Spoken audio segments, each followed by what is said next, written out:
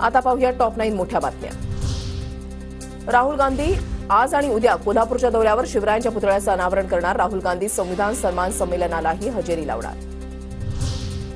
मनोज जरांगेंच्या नवीन कार्यालयाचं आज नारायणगडाचे महंत शिवाजी महाराजांच्या हस्ते उद्घाटन होणार। पैठण फाट्यावर जरांगेंच्या छत्रपती भवन कार्यालयाचं काम पूर्ण। मनसे अध्यक्ष राज ठाकरे उद्यापासून 2 दिवस नाशिक दौऱ्यावर। 6 ऑक्टोबरला उत्तर महाराष्ट्रामधील पदाधिकाऱ्यांची आढावा बैठक।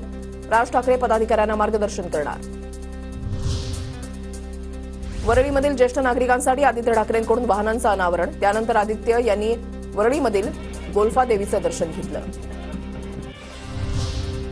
वरळीतून आदित्य ठाकरेंसारख्या अकार्यक्षम आमदाराला हरवणार। गुणरत्न सदावर्तेंचा हल्ला बोल, तर ज्यांना विरोधात उभं राहायचंय त्यांनी राहावं, आदित्य ठाकरेंची प्रतिक्रिया।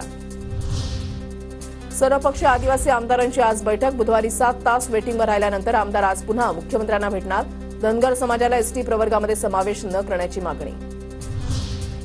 विशाळगडावरील अतिक्रमण काढण्याचा माझा प्रयत्न होता, माझा काही संबंध नसताना राजकारण्यांनी मला टार्गेट केलं। विशाळगडावर मी पोहोचण्याआधीच बऱ्याच गोष्टी उलट झाल्या, संभाजीराजेंची प्रतिक्रिया। बंजारा समाजाच्या ऐतिहासिक वारसाचं दर्शन घडवणाऱ्या विरासत ए बंजारा नगारा वास्तू संग्रहालयाचं पंतप्रधान मोदींच्या हस्ते लोकार्पण होणार। उद्या मोदींच्या उपस्थितीमध्ये लोकार्पण सोहळा होणार।